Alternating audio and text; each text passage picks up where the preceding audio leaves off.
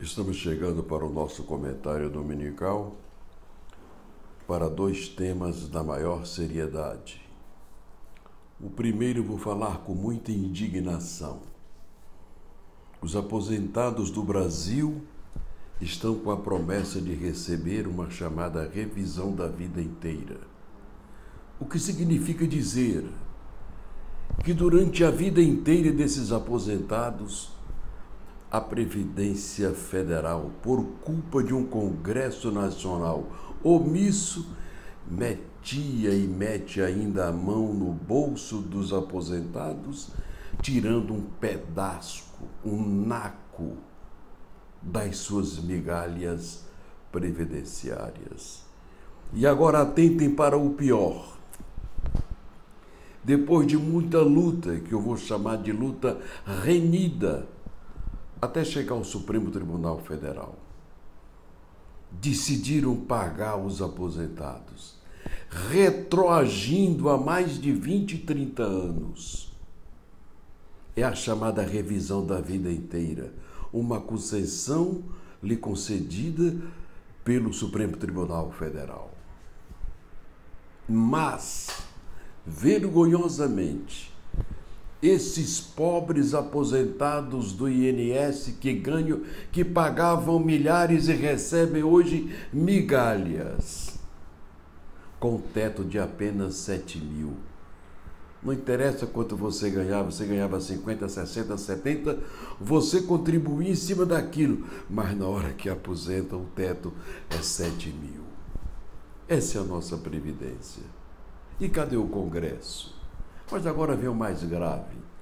Para receber esse direito da vida inteira, os aposentados do INSS têm que dar 20, durma-se com um barulho desse, 20% ou 30%, que tem advogado que cobra 30%, porque a OAB do seu estado não fiscaliza, do que ele vai receber da vida inteira daquele aposentado.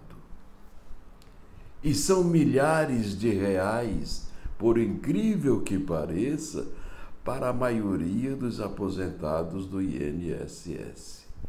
Mas, silêncio, o advogado está levando 30%.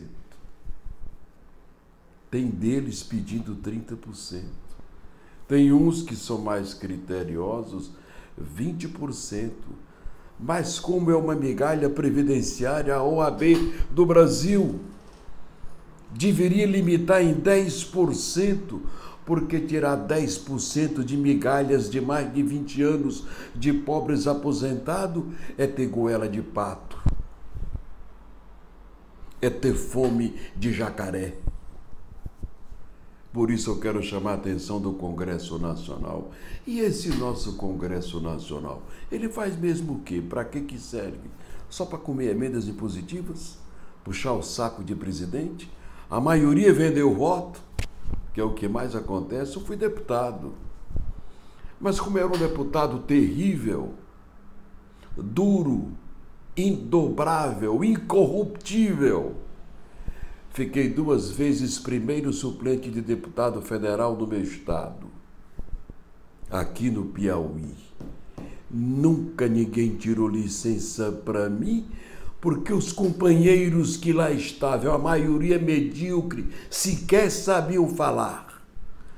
Temiam que eu ali chegasse, porque eu iria ser o segundo Carlos Lacerda do Congresso Nacional. Não iria vender a minha honorabilidade e nem a minha dignidade edificante.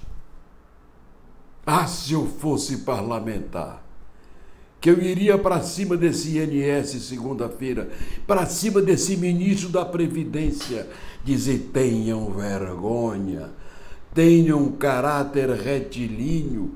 Vocês, além de pagar uma revisão que mostra sacanagem na vida inteira contra os aposentados, que é o título do direito que a Justiça concedeu aos aposentados, vocês permitem que advogados metam a mão em 20%, 30% no dinheiro daquele pobre aposentado, quando seria dever e obrigação do Tribunal de Contas da União fazer esses cálculos com fidelidade e com respeito aos aposentados do INSS. É por isso que não me deixaram ir para o Congresso. Eu nunca comprei voto. Eu tinha voto popular, porque eu era apresentador de televisão. Mas para deputado federal o voto é comprado. E vou contar um segredo. Essas emendas impositivas, eles estão usando para eleições. Tem deputado que diz: eu gastei 16 milhões na minha campanha e fiquei suplente. Claro! 16 milhões, eu disse: rapaz, fala baixo, senão você vai preso. Eu ouvi isso do deputado federal. Ele gastou 16 milhões numa campanha, porque as emendas são impositivas, secretas, safadas, ladras, irresponsáveis, e o TCU sequer toma conta disso, e muito menos o Congresso Nacional. Eu quero partir agora, sair desse tema da Previdência, indignado com a falta de respeito aos aposentados. Presidente Lula, Vossa Excelência veio lá do Nordeste, do chão, da pobreza, da migalha. Esses aposentados, presidente Lula, a maioria está lá ainda de onde o senhor saiu, recebendo migalhas, mas vai ter que dar 20%, 30% para advogados para poder receber. E cadê o Congresso Nacional? Por que eu sei disso como jornalista e o Congresso Nacional não sabe? Isto é uma vergonha. Vamos agora para o segundo tema, que diz respeito a algo da maior seriedade, da maior importância para o progresso não só do estado do Piauí, para a região nordeste do Brasil e para o Brasil. Estão querendo continuar o projeto do Porto de Luiz Correia. Quem está dizendo que o Porto de Luiz Correia está assoreado é o jornalista Tomás Teixeira. Tem que estar dizendo que o local do porto foi feito errado porque ele está contra todas as correntes marítimas dos 60 quilômetros de Atlântico que tem o estado do Piauí. Mas existem a ciência, estudos e a lógica de quem tem cultura e de quem tem preparo. E o recado vai ao novo governador do Piauí, que é um professor que tem as melhores escolas do Piauí, que já demonstrou que tem competência e sensibilidade. Governador, o local do Porto de Mar do Piauí é no Vale do Timonha, entre Cajueiro da Praia e Camucim, na divisa do Piauí com o Ceará. São 4 rios que descem da Serra Grande, somando com mais 3 rios que descem do estado do Piauí. Quando chega próximo do mar, ele se transforma no rio Timonha e é chamado Vale do Timonha. E quando esses 7 rios, transformados em um só rio, adentram mar adentro, abre um vácuo no fundo do mar de 36,75 metros de calado. Estou dando essa informação, ela é extraoficial, tem que ser averiguada, porque a Exxon Internacional, dona da Shell, um dos donos do petróleo do mundo, mandou fazer um levantamento com o navio laboratório que mandaram para aquela região com técnicos especializados. E eles chegaram à mesma conclusão.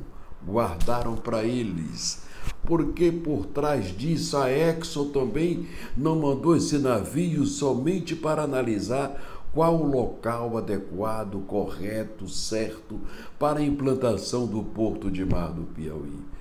Porque a Exxon também sabe que no litoral do Piauí nós temos um poço de petróleo talvez maior do que o que existe lá no Rio Grande do Norte. É mais uma gigante riqueza que tem o estado do Piauí, que é o único que tem os deltas, um delta nas Américas. E só são 3 deltas no mundo.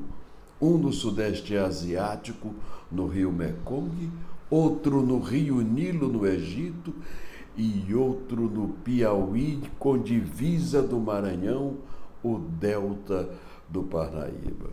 Governador Rafael, esse recado vai para Vossa Excelência. Eu estou botando fé no governo de Vossa Excelência, até porque Vossa Excelência é um professor e dirige um dos melhores colégios, dentre os 2, 3 melhores colégios do Estado. Como professor e como matemático, mande buscar e fazer esses estudos. E tem mais, o governador Rafael. O Porto de Mar do Piauí vai ficar a 3.600 quilômetros mais próximo da Flórida, do mercado principal consumidor do nosso país. Isso significa dizer que de Parnaíba, a mais de 80 quilômetros até chegar onde vai ser construído o porto, ele tem uma área gigante para grandes indústrias. Por quê? Porque a indústria que não vier para o Piauí vai perder competitividade no chamado valor frete, porque o frete que vai sair das indústrias do Porto de Mar do Piauí tem menos 3.600 quilômetros de valor por quilômetro. Isto é fantástico. É o recado que eu trago para encerrar o meu comentário de hoje, mas para melhorar ainda o comentário, eu quero abrir um espaço agora para a gente mostrar uma máquina que fabrica porto, que eu trouxe para o governador Wilson Martins, os empresários da Espanha, que tem um filho da empresa da Espanha que estava morando em Fortaleza para fazer um complemento no Porto de Pecém, no Ceará. E nós o trouxemos até aqui e levamos ao governador Wilson Martins, mas ele preferiu depois dizer que ia transformar o Porto de Luiz Correia numa marina. Marina não importa e nem exporta nada. Meu Deus, quanta mediocridade. Mas, agora, o professor Rafael pode buscar a Cujira. Vamos assistir a aula de porto agora, que fez 2 portos no Rio de Janeiro para o gigante empresário Eike Batista, que veio concluir o Porto de Pecém e que tem uma máquina que faz 200 metros de porto a cada 10 dias, com módulos de concreto que parece um edifício entrando no mar. Governador Rafael, veja esta aula agora de como se fabrica hoje porto marítimo no primeiro mundo. E esta empresa fez 2 portos no Rio de Janeiro. Vamos ouvir o vídeo agora. Historicamente, as rotas comerciais mais importantes do mundo foram aquelas que cruzam os mares buscando expandir mercados globais.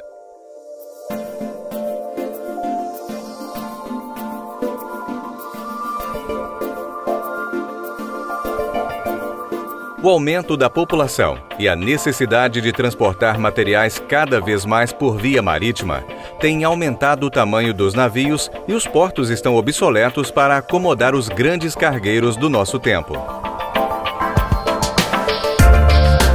Acciona, líder no desenvolvimento e gestão de infraestrutura, tem mais de 100 anos de conhecimento e experiência neste campo, mantendo-se continuamente na vanguarda da tecnologia e, portanto, tem desenvolvido ao longo de sua história novas tecnologias preparadas para construir os portos do futuro e solucionar os já existentes.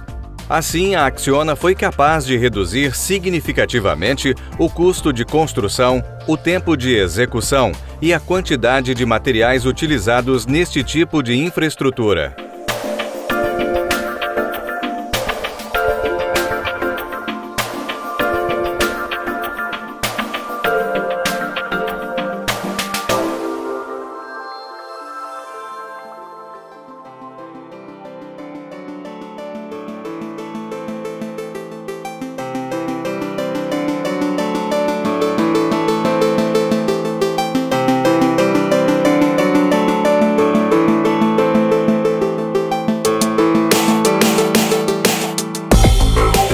O maior dique flutuante concebido na Europa chegou à costa brasileira com um único objetivo: construir caixões de concreto armado gigantescos para criar um porto que será capaz de receber os maiores navios do planeta, os chamados Chinamax.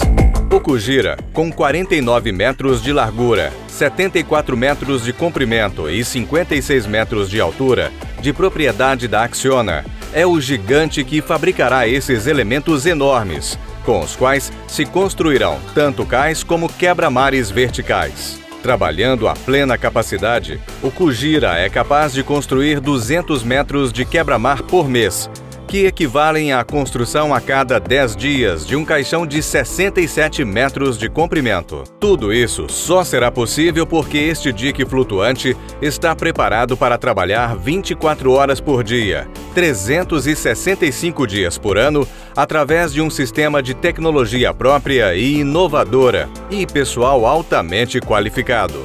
O maior caixão construído por este dispositivo tem 67 metros de comprimento, 24 metros de largura e 34 metros de altura, possuindo até hoje o recorde mundial. Estas dimensões equivalem a um prédio de 11 andares com 18 apartamentos de 90 metros quadrados cada.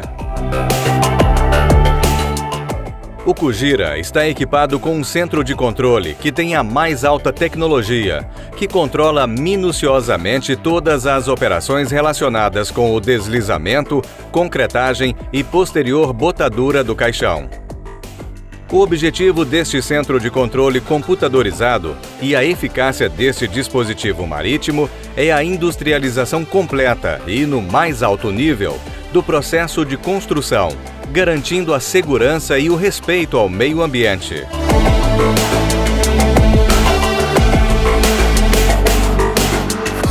O primeiro passo na construção do caixão é a introdução da balsa com a armação da soleira do caixão no Kujira.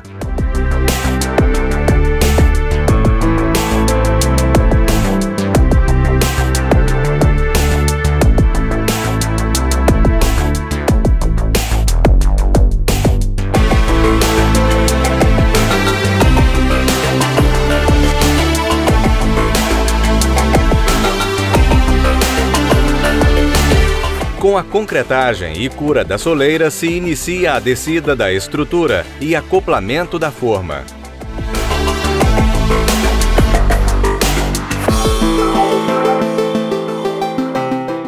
O deslizamento do fuste do caixão corresponde a 80% da construção do mesmo, concretando o molde e submergindo a parte do caixão já curada à medida em que vai sendo construído.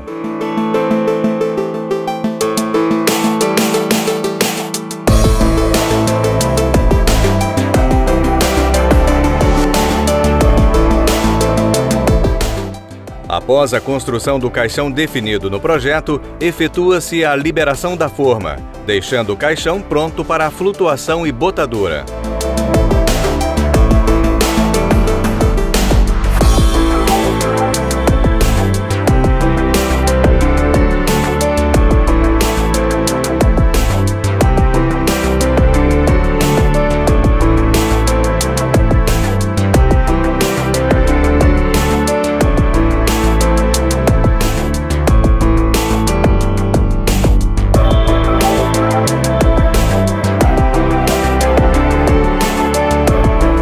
Como parte final do processo de construção, o dique flutuante é submergido até alcançar a profundidade de flutuação do caixão, sendo o mesmo puxado por rebocadores.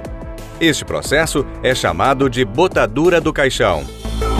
Uma vez realizada a botadura, o caixão será rebocado para o lugar de fundeio.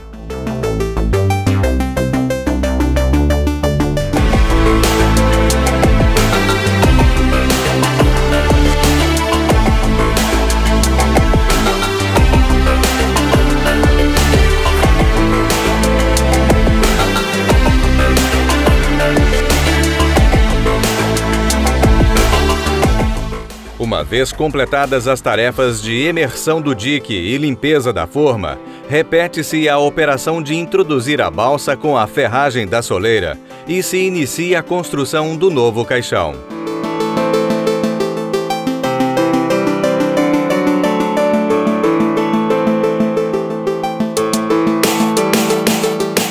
Maior velocidade de construção, economia de materiais a ser utilizado para atingir a mesma profundidade. Melhor comportamento frente às ondas durante a construção do quebra-mar. A capacidade para atracar barcos na dársena protegida e uma ocupação do leito do mar muito inferior aos exigidos em outros métodos de construção, e uma diminuição de cerca de 100 toneladas de CO2 na atmosfera já são uma realidade na Europa, graças ao Kujira. E toda essa tecnologia já está presente na costa brasileira. O posicionamento da Acciona como pioneira no desenvolvimento e sustentabilidade nos situa como uma alternativa inovadora e respeituosa com o meio ambiente para converter a costa brasileira uma referência mundial para o futuro. Junto com a experiência acumulada e o conhecimento da Acciona, o Brasil, como um dos maiores países do mundo, somaria forças no projeto global para uma economia de baixo carbono.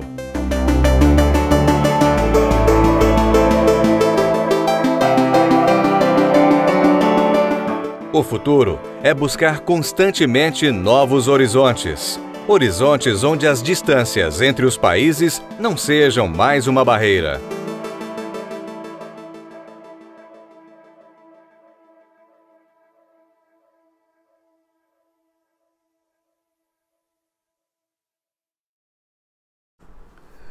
Que tal? Gostaram?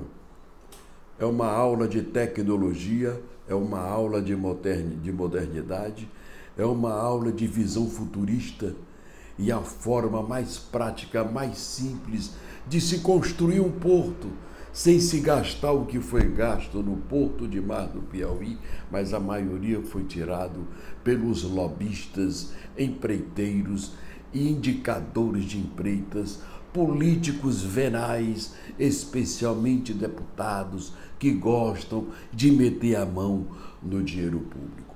É o nosso comentário de hoje e prometemos voltar no próximo domingo, assim, fazendo jornalismo sério, sem escamotear e sem ter medo de falar a verdade. Tchau e até o próximo domingo.